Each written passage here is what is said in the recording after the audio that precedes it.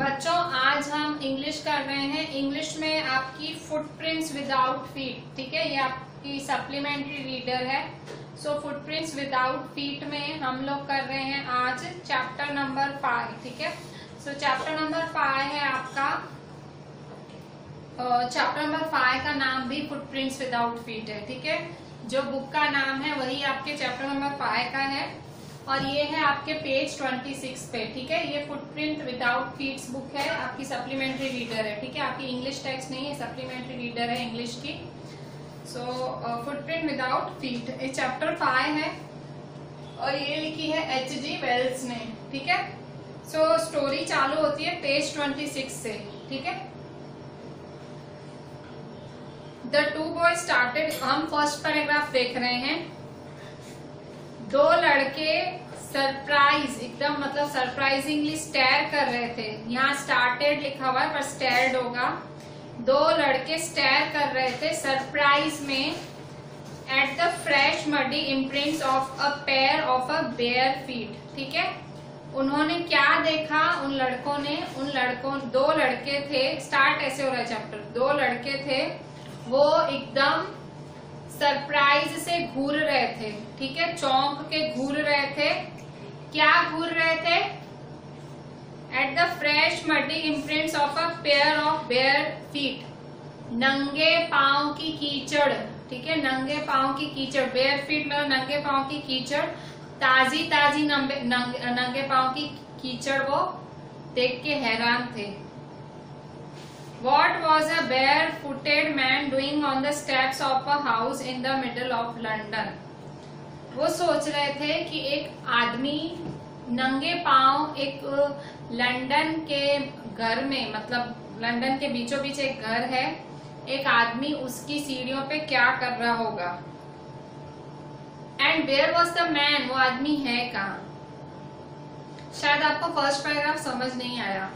देखो, footprints without feet chapter का नाम है। फुटप्रिंट का मतलब फुटप्रिंट पैरों के निशान, विदाउट फीट बिना पैर, पैरों के निशान, ठीक है। तो चैप्टर का नाम इस तरह से है कुछ।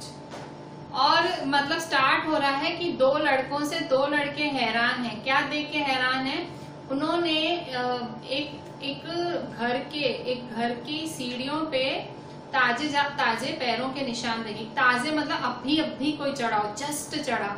पर जब उन्होंने आसपास देखा ना, उन्हें कोई दिखा ही नहीं। तो उनके मन में आया कि वो गया कहाँ। एक तो नंगे पैर था कोई, उनको वो हजम नहीं हुआ। मे बी उस टाइम लंदन में बहुत ज्यादा ठंडी थी। लंदन में आमतौर पे ज्यादा ठंड रहती है। तो वो सोच रहे थे एक नंगे पैर आदमी, कोई नंगा पैर होगा कैसे, क्योंकि इतनी ठंड रहती है, लोगों के पैर कवर ही होते हैं। तो वो जो पैरों के निशान थे, बाकायदा 5 उंगलियों के जैसे होते हैं पैरों के, तो वो सोच रहे थे कि बिना जूतों के आखिर कोई घूम कैसे सकता है लंदन में इतनी रात गए, और वो भी एकदम ताजे। अगर हैं तो आदमी है कहाँ। तो ये सब बातें उन्हें खल रही थी। As they gazed, a remarkable sight met their eyes, और जैसे वो देख रहे थे, मतलब they gazed, a remarkable sight met their eyes, तो वो घूर रहे थे तो a fresh footmark appeared from nowhere, और वो जैसे देख रहे थे तो अचानक से उन्होंने कुछ और देखा। क्या? उनके बिल्कुल आंखों के सामने एक पंजे का निशान बना, एकदम आंखों के सामने। Further footprints followed one after the another, descending the steps and progressing down the street. अब क्या दिख रहा था? वो पैरों के निशान नीचे की तरफ आ रहे थे। डिसेंड मतलब पैरों के निशान सीढ़ियों से नीचे उतर रहे थे। अब वो दो लड़के उन पैरों के निशान को फॉलो कर रहे थे, मतलब सिर्फ पैरों के निशान ही दिख रहे थे, पैर भी नहीं, पैरों के निशान, कीचड़ वाले पैरों के निशान, ठीक है। तो वो सीढ़ियों से नीचे उतरे, वो उनको दिखे, और फिर वो नीचे उतरते पीछे गए, तो धीरे धीरे वो फेंट होते गए, मतलब ऑब्वियसली कीचड़ थी तो गायब होती गई, और फिर फाइनली वो गायब ही हो गई। तो अब पूछ रहे हैं कि ये क्या राज है, ये क्या मिस्ट्री है। सो राज क्या था? बहुत ज्यादा सिंपल था ये राज। क्या? ये जो बिविल्डर्ड बॉयज थे, बिविल्डर्ड मतलब पजल्ड, ये जो एकदम हैरान बॉयज थे, वो एक्चुअली वो जो फुटप्रिंट्स का पीछा कर रहे थे, पैरों के निशान का पीछा कर रहे थे, वो एक्चुअली एक साइंटिस्ट था जिसने अभी अभी डिस्कवर किया था। वो एक साइंटिस्ट था जिसने अभी अभी डिस्कवर किया था कि ह्यूमन बॉडी ट्रांसपेरेंट कैसे हो सकती है, मतलब ह्यूमन बॉडी गायब कैसे हो सकती है, इंसान गायब कैसे हो सकता था। तो अब समझे आप, कौन था वो? एक साइंटिस्ट था जो कि गायब था, ठीक है।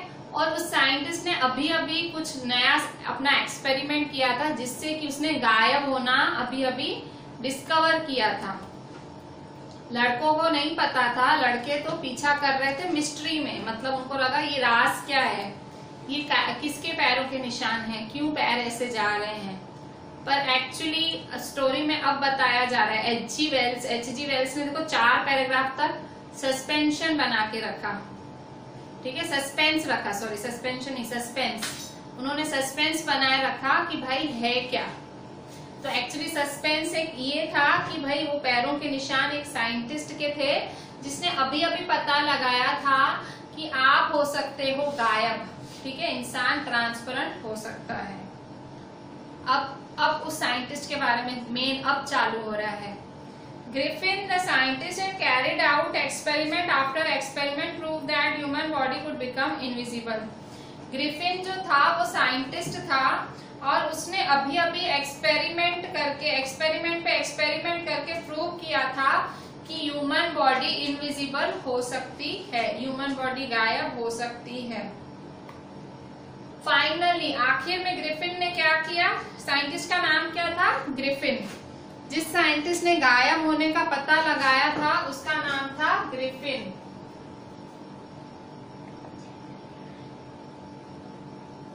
ठीक है,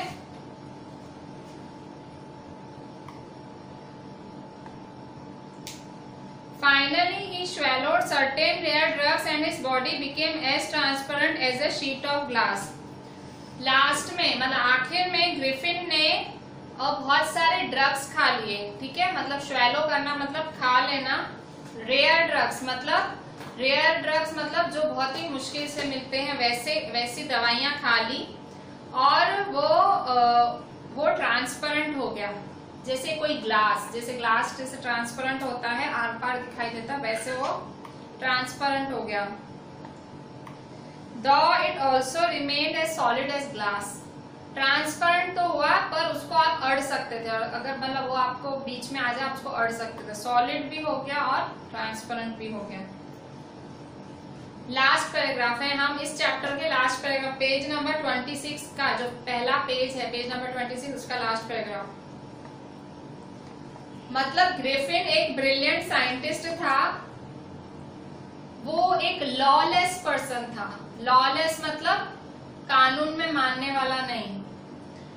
उसके जो लैंडलॉर्ड थे, मकान मालिक थे, उनको डिसलाइक करते थे ग्रिफिन को and tried to eject him. Eject का मतलब बाहर निकालने की कोशिश कर रहे थे और उसका बदला लेने के लिए ग्रिफिन ने उनका घर जला दिया, ठीक है, उनके घर में आग लगा दी।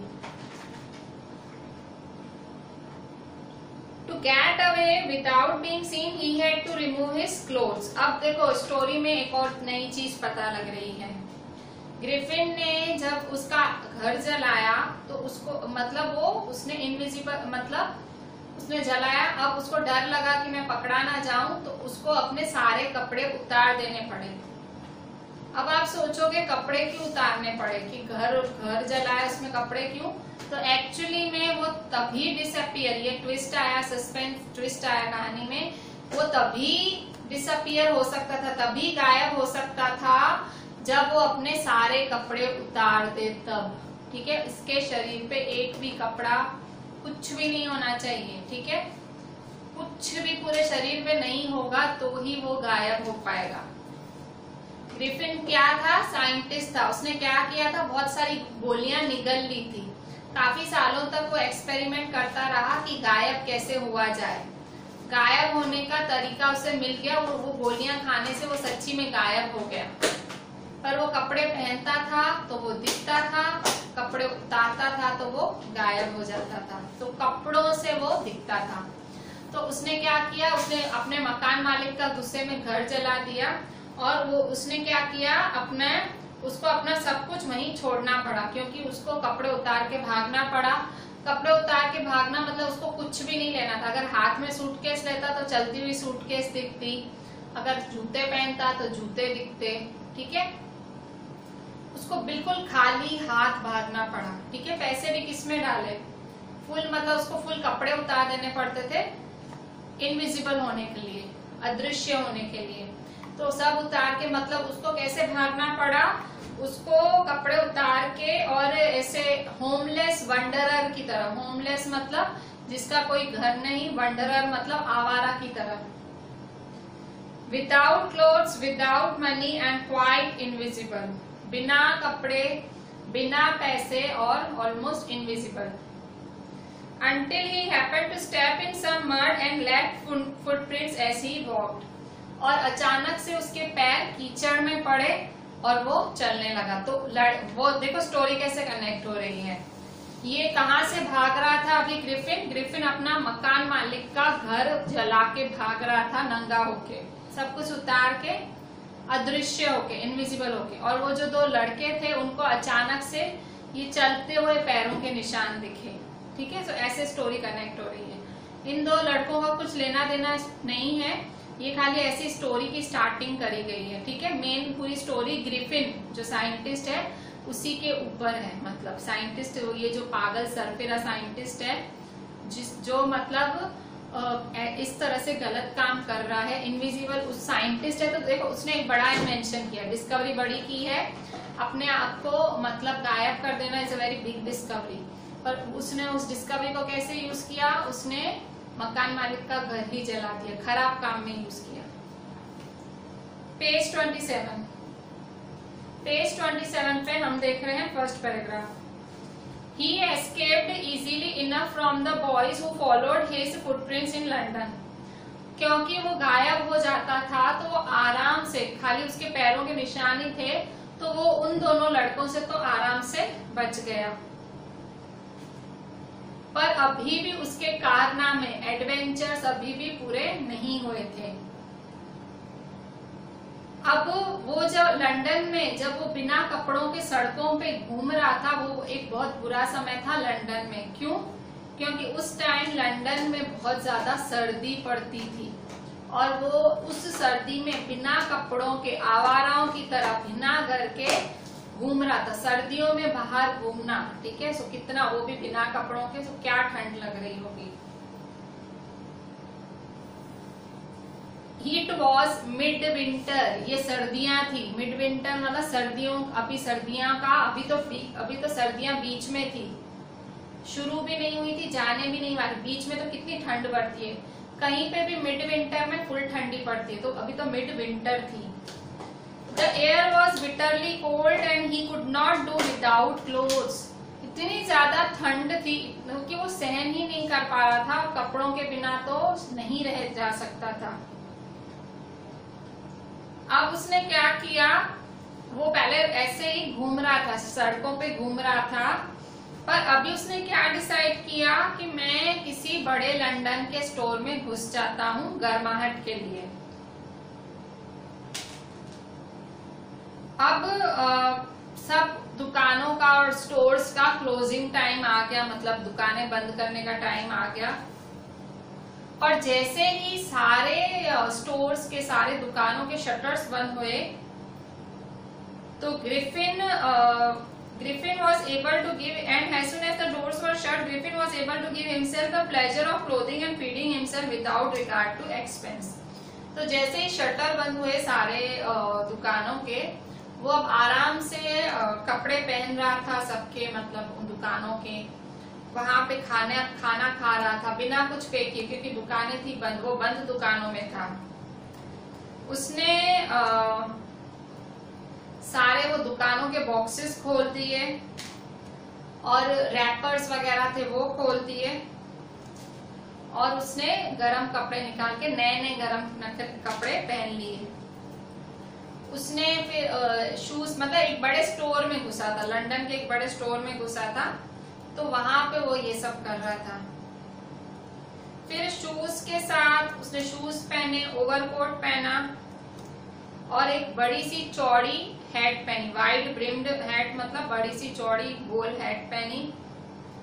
और अब उसको सारे कपड़े उसने पहन लिए, अब वो दिखने लगा, क्योंकि उसने सारे कपड़े पहन लिए तो वो दिखने लगा।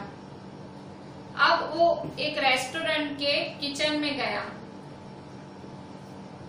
और वहां उसको ठंडा मीट मिला और कॉफी मिली, और फिर उसने वो खाया, उसने स्वीट्स खाए, उसने वाइन पी ग्रोसरी स्टोर से लेके, और फिर आखिर वो एक जगह आके quilts, QUILTS, quilt, pile of quilts, एक जगह आके रजाइयों के ढेर पे सो गया। ठीक है, मतलब उसने शायद बंद होने वाली होंगी दुकानें, तो किसी बड़ी स्टोर में घुस गया होगा, तो वहां सब कुछ होगा, रेस्टोरेंट होगा या मतलब सब कुछ होगा, तो उसने अपना सारा आराम कर लिया वहां, एकदम सब फ्री में खाया पिया, अच्छे कपड़े निकाल के पहन लिए। ठीक है, तो आखिर फिर वो रजाइयों पे सो गया। If only Griffin had managed to wake up in good time, all might have been well, and it was he did not wake up until the assistants were already arriving next morning. अब क्या हुआ, Griffin मस्त खा P के सो गया, गरम गरम रजाइयों के ऊपर सो गया। ये सब सही रहता अगर ग्रिफिन सुबह टाइम से उठ जाता। वो घुस गया था, रात को दुकान बंद होने से पहले घुस गया था अदृश्य होके, पर सुबह वो उठ नहीं पाया, तो और क्योंकि वो कपड़े पहन के सोया था। ठीक है, तो कपड़े पहन के सोया था और वो दिख रहा था, मतलब तो वो सुबह उठ भी नहीं पाया, तो दुकान के असिस्टेंट्स अर्ली मॉर्निंग आ गए। तो जब उसने देखा कि कुछ असिस्टेंट्स, हम कर रहे हैं पेज 28, कुछ असिस्टेंट्स उसके नजदीक आ रहे हैं, तो वो घबरा गया, पैनिक हो गया और भागने लगा। और नेचुरल है कि वो पीछे पीछे उसको फॉलो करने लगे, चेस करने लगे, पकड़ने लगे। आखिर वो कैसे भाग पाया, लास्ट में बच कैसे पाया उनसे, उसने एक एक कपड़े, जो नए कपड़े उसने रात को पहने थे, उसने एक एक करके सारे कपड़े उतार दिए। ठीक है, पहले हैट उतारी, शर्ट पैंट सब उतार के नए नए कपड़े फेंकता गया,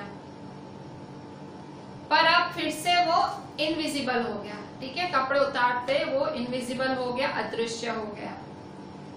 but naked in the chill January air, पर एकदम बिना कपड़ों के, और वो जनवरी का टाइम था। ठीक है, तो जनवरी में तो हमारे यहाँ ही कितनी ठंड पड़ती है, तो वो था लंदन की ऐसी ठंडी हवा में बिना कपड़ों के। इस टाइम उसने डिसाइड किया कि भाई मैं एक किसी थियोरिटिकल कंपनी में घुस जाता हूँ, मतलब एक थिएटर में घुस जाता हूँ, ताकि वहां से कुछ कपड़े मिलें और वहां पे कुछ छिपने की जगह भी मिल जाए। और वो ठिठुर रहा था ठंड से, और वो ड्रूरी लेन में घुस गया। ड्रूरी लेन क्या था, वहां के थिएटर का एक बीच का एक थिएटर था, मतलब एक पूरे थिएटर वर्ल्ड था, वहां पे थिएटर्स ही थिएटर्स थे। वहां पे centre of theatre world Drury Lane करके जगह थी। क्या था वो, centre of the theatre world, Drury Lane. ठीक है, फिर उसको एक सूटेबल शॉप मिली और फिर से उसने अपनी जगह बनाई। वो इनविजिबल था और ऊपर गया, और फिर वो ऊपर गया तो फिर वो अपने सर के आजू बाजू उसने बैंडेज पहनी हुई थी, अपने फोरहेड पे काले चश्मे पहने हुए थे, नकली नाक था, और फिर उसने ऐसे कानों के बाल, ऐसा कुछ आप बोल सकते हो, एंड अ लार्ज हेड, बड़ी हेड पहनी थी। क्यों उसने ये सब पहना, ताकि कोई उसे देख ना पाए। उसने ये सब क्यों पहना? ताकि कोई उसे देख ना पाए। ठीक है। सो ये कहा इसने, देखो इसकी इंटेलिजेंस देखो, ये घुसा कहाँ था? ये घुसा था एक थिएटर में। ठीक है, एक थिएटर में घुसा था और उसने ये सब पहन के वो निकला ताकि वो बिना पहचाने वहां से निकल जाए। ठीक है। अब क्या हुआ? उसने क्या किया? He callously attack the shop from behind after which he robbed him of all the money could find. अब उसने वहां के शॉपकीपर पे अटैक किया और उसको लूट लिया। उस शॉपकीपर के पास जितनी भी मनी थी वो सब उसने लूट ली। अब वो लंदन से निकलना चाहता था। लंदन उसे भीड़ वाला लगता था, वो वहां से निकलना चाहता था और उसने ट्रेन ली कहाँ की? Village of आईपिंग। लंदन से वो कहाँ के लिए निकला? Village of Iping. ठीक है, आईपिंग विलेज की तरफ निकला। Where he booked 2 rooms at the local inn. उसने 2 रूम बुक किए। विलेज एक विलेज था, गांव था, वहां का नाम था आईपिंग और वहां जाके उसने 2 रूम बुक किए at the local inn. Local inn का मतलब, हम बोलते हैं ना सराय या आश्रम, ने धर्मशाला नहीं बोलते हैं। तो वहां की एक लोकल धर्मशाला बोल लो। तो वहां उसने 2 कमरे बुक किए। कोई भी स्ट्रेंजर किसी ऐसे सराय में या किसी इस तरह से धर्मशाला में इतनी ठंड में कभी नहीं आता था। ठंड में मोस्टली कोई नहीं आता था, तो लोग हैरान थे और वो बिल्कुल अजीब सा दिख रहा था। लोग बिल्कुल उसको देख के लोगों की जबान चलने लगी, टंग्स वैगिंग, मतलब लोग सोच में पड़ गए क्योंकि उसका अजीब सा था। उसने नकली नाक लगाई हुई थी, बैंडेजेस लगाई हुई थी, काला चश्मा, हैट, एकदम पागल जैसा अपीयरेंस था। उसने ऐसा क्यों अपीयरेंस बनाया हुआ था? उसके शरीर को ढकने के लिए और लोग उससे, मतलब लोग उसको घुसने दें इसीलिए। Mrs Hall the landlord's wife made every effort to be friendly. अब वहां उस सराय की जो मकान मालकिन थी, मिसेस हॉल थी, वो कोशिश कर रही थी उससे दोस्ती बढ़ाने की, पर ग्रिफिन ने कुछ इंटरेस्ट नहीं दिखाया, उससे बात नहीं की और उसने कहा मैं इसलिए आईपिंग में आया हूँ क्योंकि मैं सॉलिट्यूड चाहता हूँ। सॉलिट्यूड मतलब मुझे सब अकेला छोड़ दें, मैं इसलिए आया हूँ, मुझे डिस्टर्ब मत करना मेरे काम में। और उसने बोला कि मेरा चेहरा एक एक्सीडेंट की वजह से बिगड़ गया है, क्योंकि उसने पूरे चेहरे पे बैंडेज लपेटी हुई थी। तो उसने अपने चेहरे का वो बोला कि मेरा चेहरा एक एक्सीडेंट में खराब हो गया है। अब जो मिसेस हॉल थी उसको ऐसा था कि मेरा जो गेस्ट है, ये जो मेरा गेस्ट है, मतलब जो होटल में ये ग्रिफिन आया था, तो गेस्ट ही हुआ ना, होटल का मेहमान हुआ, तो उसको लगा कि बहुत ही अच्छा साइंटिस्ट है, सेंट्रिक या सरफिरा साइंटिस्ट है और उसने उसको एडवांस दे दी थी। मतलब कोई एडवांस दे दे तो हमें अच्छा ही लगता है, ठीक है। तो मिसेस हॉल प्रिपेयर थी to excuse his strange habits and irritable temper. मतलब कोई पूछता था तो वो उसको डिफेंड करती थी, ठीक है। उसका बिहेवियर एकदम इरिटेबल था और हैबिट्स भी इतनी अजीब थी, तो लोगों को वो अलग अलग जवाब देती थी। पर वो चुराए हुए पैसे जो ग्रिफिन लेके भागा था उस शॉपकीपर के, वो ज्यादा लंबे चल नहीं पाए और अभी ग्रिफिन को बोलना पड़ा कि अब उसके पास कोई कैश नहीं है। पर उसने मिसेस हॉल को ऐसे दिखाया कि अभी मेरा कुछ ही दिनों में चेक आने वाला है, ठीक है। अब उसी गांव में, आईपिंग गांव में एक किस्सा हुआ। Shortly afterwards a curious episode occurred. उसी गांव में एक अजीब सा किस्सा हुआ। एक दिन बहुत अर्ली मॉर्निंग, सुबह सुबह, a clergyman and his wife were awakened by noises in the study. मतलब एक क्लर्जीमैन मतलब पादरी, ठीक है, वो चर्च में फादर होते वैसा कुछ।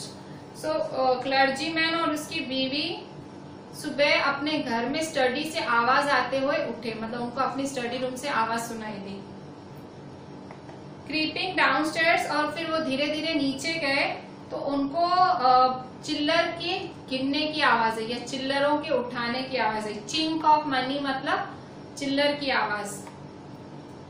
और वो चिल्लर क्लर्जीमैन जो पादरी था उसके डेस्क से, गल्ला बोलते हैं ना, तो उसके गले से क्लर्जीमैन के डेस्क से कोई ले रहा था। और तो उन दोनों पति पत्नी ने बिल्कुल आवाज नहीं की और बिल्कुल धीरे से नीचे गए कि उस आदमी को पकड़ें। और जैसे ही क्लर्जीमैन ने दरवाजा खोला अपने स्टडी रूम का, उसने जोर से चिल्लाया सरेंडर, ठीक है, सरेंडर मतलब भाई आप तू पकड़ा गया है, वैसा चिल्लाया। तो यहाँ पे हमारा पेज 28 पूरा हो रहा है।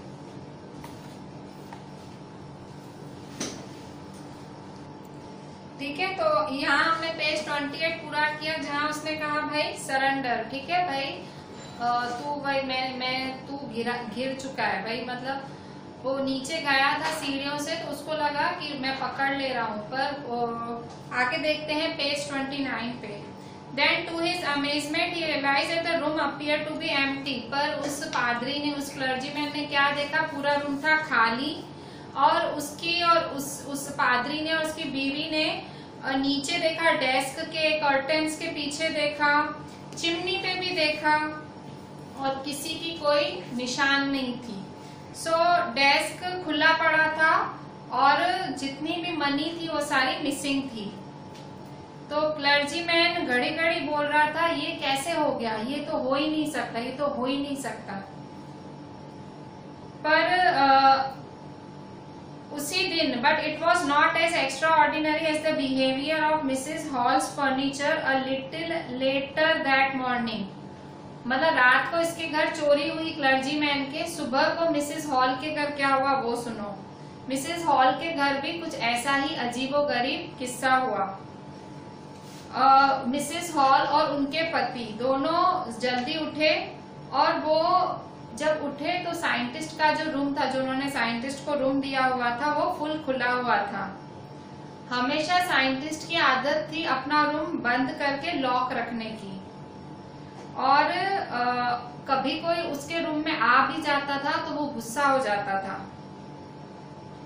तो मिसेस हॉल को ये अपॉर्चुनिटी अच्छी लगी और वो घुस गई रूम में और वो झांकने लगे डोर के अंदर, घुस गए और देखने लगे। और वहां पे जो बेड पे कपड़े थे वो ठंडे थे और ऐसा लग रहा था कि साइंटिस्ट कहीं गया हुआ था, इसलिए इतने ठंडे थे। और वो जो सारे वो जो मफलर बैंडेजेस पहनता था मुंह पे, वो सारे भी पड़े हुए थे, मतलब बेड पे ही पड़े हुए थे। और जो क्लोथ्स थे, ठीक है, जो क्लोथ्स थे वो भी पड़े हुए थे। अचानक से मिसेस हॉल को किसी के सांस लेने की आवाज अपने कानों में सुनाई दी, स्निफ, ठीक है। और अचानक से बेड पे, मतलब बेड पे जो पोस्ट होती, मतलब बेड का जो ऐसे बेड पे एक डंडे जैसा होता है, उस डंडे पे एक हैट पड़ी थी। अचानक से वो हैट उड़ने लगी और वो उड़ के सीधा मिसेस हॉल के मुंह पे आ गई। फिर वो जो बेडरूम की चेयर थी वो जोर जोर से हिलने लगी और जोर से वो उछली, वो चेयर जोर से हवा में उछली और सीधी आके उसके पैरों पे वो चेयर गिरी। अब वो और उसके हस्बैंड, मिसेस हॉल और उसके हस्बैंड डर से भागने लगे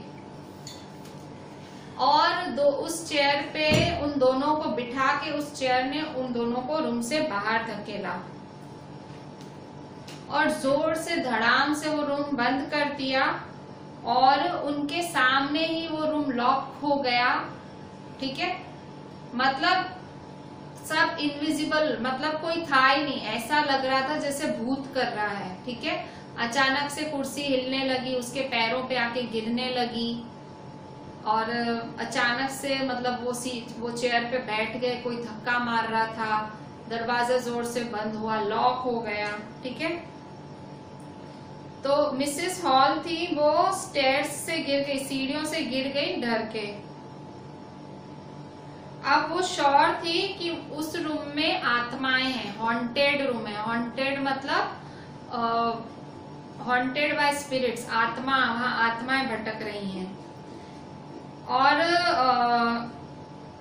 जो वो वहां रहता था, मतलब जो ग्रिफिन रहता था, उसने ही इन आत्माओं को उसके फर्नीचर में घुसाया, क्योंकि उसका फर्नीचर, कुर्सियां हिल रही थी, तो उसको लगा मेरे फर्नीचर में आत्माएं घुस गई हैं। और मिस्टर जो ग्रिफिन को उसने घर दिया था साइंटिस्ट को, तो साइंटिस्ट ने ही कुछ ऐसा किया है कि मेरी कुर्सियों में आत्माएं चली गई हैं। अब वो दुखी हुई, उसने सोचा इस चेयर पे तो मेरी माँ बैठा करती थी। अब उसे लगा वो चेयर वापस ना मेरे ऊपर आके गिरे। अब नेबर्स में ऐसा माना जा रहा था कि भाई ये शायद किसी ने जादू टोना किया है, विच क्राफ्ट मतलब चुड़ैल नहीं कहते हैं, सो किसी ने जादू टोना किया है। पर अभी ये किसी को जादू टोना था कि नहीं वो तो ठीक, पर रात को ही जो पादरी के घर चोरी हुई थी, बर्गलरी, BURGLARY, बर्गलरी मतलब चोरी। सो रात को ही जो चोरी हुई थी क्लर्जीमैन के घर, वो सबको पता लग गया। और वो जो साइंटिस्ट था, अजीब सा साइंटिस्ट, अब सबको उस चोरी पे, उस साइंटिस्ट ग्रिफिन पे ही शक हुआ, उन गांव वालों को। वो शक यकीन में कब बदला, जब उसने अचानक से एक दिन मिसेस हॉल के सामने बहुत सारा कैश निकाला, क्योंकि थोड़े टाइम पहले तो उसके पास बिल्कुल भी पैसे नहीं थे। वो जब मांगती होगी तो वो बोलता होगा मेरे पास पैसे नहीं हैं, और अचानक से एक दिन उसके पास बहुत सारे पैसे आ गए। तो विलेज का कांस्टेबल, जो उस गांव का कांस्टेबल था, पुलिस था, हवलदार था, उसको बुला लिया गया, चुपके से बुला लिया गया। अब वो जब तक आया है, कांस्टेबल जब तक आए, मिसेस हॉल खुद साइंटिस्ट के पास गई, जो मतलब अपने खाली बेडरूम से निकला। अभी उसने उस साइंटिस्ट से पूछा, मिसेस हॉल ने पूछा, मैं जानना चाहती हूँ कि तू यहाँ ऊपर मेरी चेयर के साथ क्या कर रहा है, कि ये तो मेरी माँ की चेयर है, और मैं तुझसे, तू मुझे बता कि तू यहाँ पे आया कैसे, क्योंकि ये रूम तो लॉक था, ये रूम बंद था, तू आया कैसे इस रूम में। ठीक है, क्योंकि उसके सामने ही ये रूम धड़ाम से बंद हुआ था। तो अब वहां से साइंटिस्ट निकला। अब वो साइंटिस्ट हमेशा से क्विक टेम्पर्ड रहा है। क्विक टेम्पर्ड मतलब जल्दी गुस्सा आ जाए उसे। अब उसे एकदम फ्यूरियस हो गया। फ्यूरियस मतलब बहुत गुस्से से उबलने लगा। तो उस साइंटिस्ट ने बोला, तुझे पता नहीं लगता है मैं क्या हूं और मैं कौन हूं, और जोर से चिल्लाया, अच्छा अब मैं तुझे दिखाता हूं, very well I will show you. अब अचानक से suddenly he through of bandages, उसके मुंह पे जो बैंडेजेस थी वो फेंकने लगा। उसके विस्कर्स मतलब वो जो लंबी सी अजीब सी मूछें थी ऐसी, उसके साइड विस्कर्स नहीं थे, अजीब सी ऐसे वॉलरस वाली मूछें थी ऐसी विस्कर्स, उसकी मूछें फेंकने लगा। स्पेक्टेकल्स, उसके आंखों पे जो डार्क गॉगल्स थे वो फेंकने लगा, और उसका नकली नाक, इवन नोज फेंकने लगा। उसको 1 मिनट लगा ये सब फेंकने में। अब वो ये सब कहाँ हो रहा था, एक बार में, मतलब वहां बार भी था उस लेडी का, शायद उसी लेडी का बार होगा। सो ये सब उस बार में हो रहा था, और वहां पे और भी लोग थे। अब उन्हें क्या दिख रहा था, बिना सर वाला आदमी, क्योंकि उसके कपड़े पहने हुए थे। देखो यहाँ दिख रहा है आपको फोटो, देखो यहाँ यह आदमी अपनी ये पट्टियां वट्टियां सब उतार रहा है, नीचे कोट वगैरह है, ठीक है, कोट वगैरह है, और मिसेस हॉल और उसके पति, बूढ़े पति और मिसेस हॉल खड़ी हैं, ठीक है। तो वो सब ऐसे उतार उतार के फेंकने लगा। तो बाहर के सारे लोग एक बिना सर वाला आदमी देख के घबरा गए। मिस्टर जाफर्स, अब जो कांस्टेबल आया उसका नाम था mister Jafar's, mister Jafar's.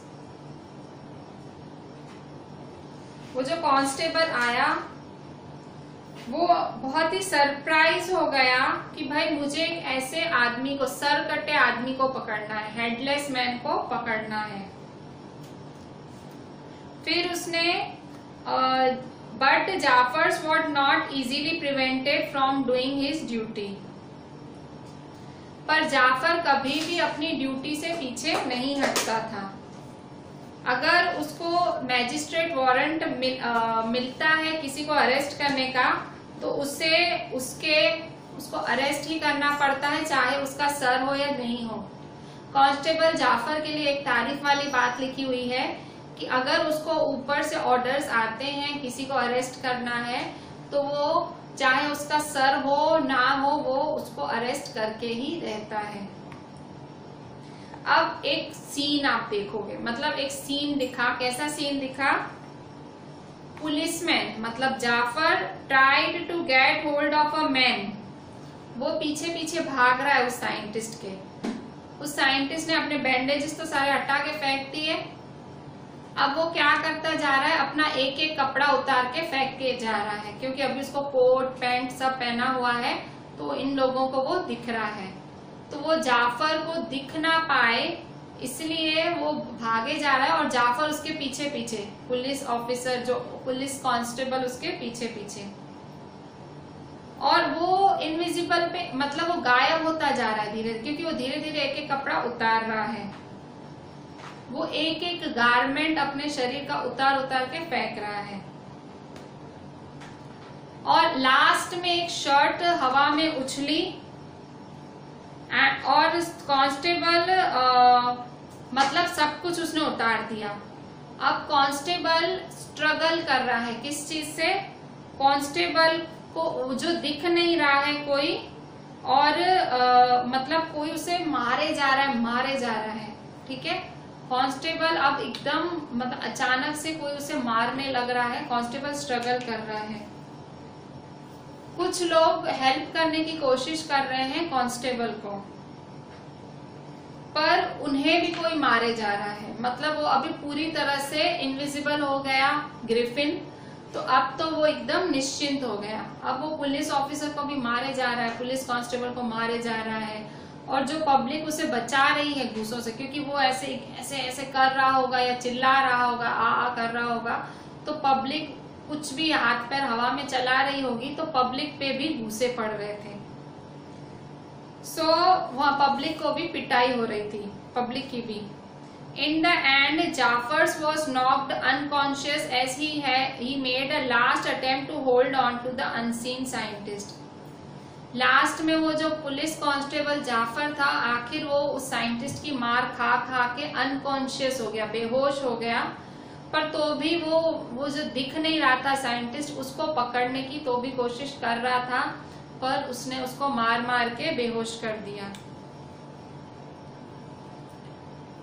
There were nervous, excited cries of hold him. और वहां पे जो लोग खड़े थे वो नर्वसली चिल्लाए जा रहे थे, पकड़ो से, hold him. But this was easier said than done. पर जितना आसानी से बोल रहे थे उतना करना आसान नहीं था, एक इनविजिबल मैन को पकड़ना। और ग्रिफिन ने आराम से खुद को झटक के छुड़वा लिया, और किसी को पता ही नहीं था हाथ कहाँ डालें, कहाँ उस ग्रिफिन को पकड़े। मतलब लास्ट में ग्रिफिन फ्री इंडिपेंडेंट होके भाग गया, ठीक है। सो ये स्टोरी की एंड थी, इस चैप्टर की एंड थी। लास्ट में ग्रिफिन उस पब्लिक की पकड़ से छूट के भाग गया। स्टोरी में क्या देख रहे हो आप? स्टोरी में देख रहे हो कि साइंस और टेक्नोलॉजी बहुत ही ज्यादा मतलब कहते हैं साइंस एंड टेक्नोलॉजी एडवांस करती हैं, हमें एडवांस करती हैं, हमें एडवांसमेंट की तरफ ले जा रही हैं, हम लोग तरक्की कर रहे हैं। पर अगर इसी साइंस एंड टेक्नोलॉजी का कोई गलत इस्तेमाल करे, जैसे कि इस चैप्टर में ग्रिफिन साइंटिस्ट ने किया, सो वो किस तरह से मतलब वो इंसान कैसे बुरा हो सकता है, ठीक है। शायद वो पहले ही बुरा हो, उसका नेचर खराब हो, पर साइंस एंड टेक्नोलॉजी की मदद से उसने लोगों को परेशान करना, हैरान करना, मारना, लूटना चालू कर दिया, ठीक है। सो मतलब साइंस अगर अच्छे से यूज की जाए तो वो देश के लिए वरदान है। अगर साइंस एंड टेक्नोलॉजी आप इस तरह से गलत इस्तेमाल कर रहे हो लोगों को परेशान करने के लिए, लोगों को लूटने के लिए, लोगों को मारने के लिए, सो ये साइंस ही एक अभिशाप बन जाती है, मतलब ये साइंस ही कर्स बन जाती है। सो साइंटिस्ट ग्रिफिन के केस में साइंस एक कर्स है। उसने इनविजिबल होना वो एक बहुत बड़ी सक्सेस है, ठीक है। वो शायद देश के भी काम आती, ठीक है, सरहद पे आर्मी ऑफिसर्स वगैरह के काम आती, पर उसने कैसे यूज किया? उसने अपने ये ऐसे छोटे मोटे काम करके, खराब काम करके उसने अपनी ये जो उसने इतनी बड़ी तरक्की पाई थी, उसने इस तरह से यूज की, ठीक है। तो भले ही वो इतनी अच्छी पोजीशन पे, एक बहुत ही साइंटिस्ट अच्छा था, मतलब he was a good scientist, but वो he was not a good man, अच्छा आदमी नहीं था, और मतलब सच्चा आदमी नहीं था, लॉलेस पर्सन था, कानून को नहीं, धजिया उड़ाने वाला कानून की। इवन वो तो चोर भी हो गया, ठीक है, थीफ भी हो गया, बर्गलरी भी की उसने, ठीक है। बैंडेजेस पहन के, विस्कर्स, वालरस जैसी मूछें, मतलब ऐसी चौड़ी चौड़ी मूछें पहन के वो घूमता था, लोग डरते भी थे पर कोई समझ नहीं पाता था, और लास्ट में एकदम आराम से भाग गया। So this was all about this story footprints without feet written by H.G. Wells, ठीक है। So the story ends here. अब हम देखते हैं थोड़े से क्वेश्चन आंसर्स।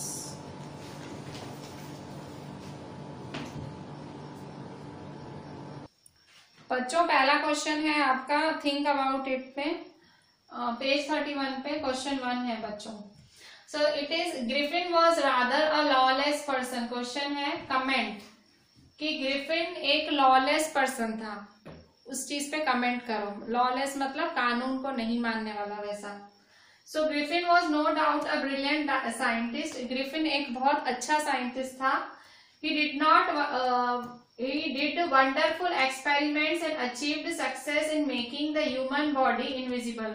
उसने एक बहुत ही वंडरफुल एक्सपेरिमेंट किया था और उसे सक्सेस भी मिली थी ह्यूमन बॉडी को गायब करने में। It was absolutely a great discovery. ये एक बहुत बड़ी डिस्कवरी थी किसी भी साइंटिस्ट के लिए। However, Griffin misused the discovery. उसने अपनी इस डिस्कवरी का मिसयूज किया, गैर फायदा उठाया, गलत फायदा उठाया। He didn't use it for the welfare of the people or the humanity.